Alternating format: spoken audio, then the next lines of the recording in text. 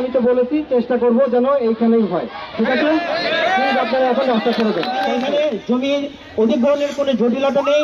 এখানে জমিদাতারা সবাই জমি দেওয়ার জন্য উদ্গ্রীব হয়ে আছে যে এখানে বিশ্ববিদ্যালয় হবে, এবং ওই এলাকাবাসী আজ আমরা 24-25 বছর যাবৎ আমরা স্বপ্ন দেখে আসছি যে আমাদের এই জামালপুরে বিশ্ববিদ্যালয় হবে। আজ মাননীয় শিক্ষামন্ত্রীর একটা কথায় আমাদের স্বপ্ন ভঙ্গ হয়েছে।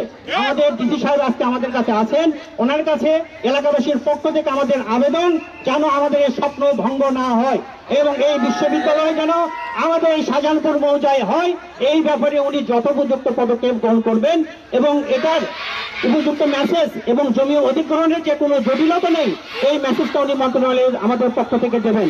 এই মর্মে আমরা ওনার কাছে আমাদের পক্ষ থেকে একটি লিখিত স্মারকলিপি আমরা হস্তান্তর করছি।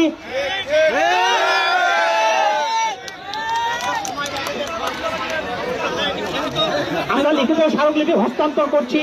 এই স্মারকলিপিতে আমাদের সমস্ত দাবি দাওয়া লিপিবদ্ধ আছে। আশা করি উনি ঊর্ধ্বতন কর্তৃপক্ষকে এই স্মারকলিপি পৌঁছে দিয়ে আমাদের এলাকায় যেন, আমাদের জামালপুর মৌজায় যেন এই বিশ্ববিদ্যালয়টা প্রতিষ্ঠিত হয় সেই ব্যাপারে উনি আমাদেরকে সার্বিক সহযোগিতা করবেন।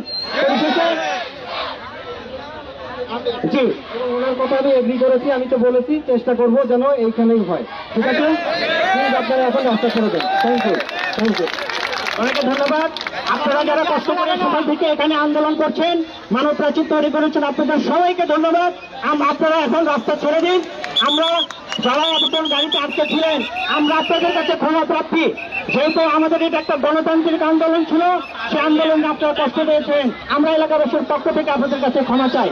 আপনারা সবাই রাস্তা ছেড়ে দেন এবং এই কার্যকর, এই পদক্ষেপ যদি গৃহীত না হয় এবং এই জামালপুর মৌজায় যদি আমাদের এই বিশ্ববিদ্যালয় স্থাপনের জন্য প্রজ্ঞাপন না হয়, তাহলে পরবর্তীতে আমরা আজকে আমরা নির্দিষ্ট সময়ের জন্য অবরোধ করেছি। এরপর না হলে আমরা দাবি আদায় না হওয়া পর্যন্ত আমরা এলাকা অচল করে দেব। সবাইকে ঐক্যবদ্ধ থাকার আহ্বান জানিয়ে এবং এখানে বিশ্ববিদ্যালয় স্থাপনের জন্য সবার সর্বাত্মক সহযোগিতা কামনা করে আজকের এই কর্মসূচির এখানে সমাপ্তি ঘোষণা করছি। সবাইকে ধন্যবাদ। আসসালামু আলাইকুম ওয়া রাহমাতুল্লাহ।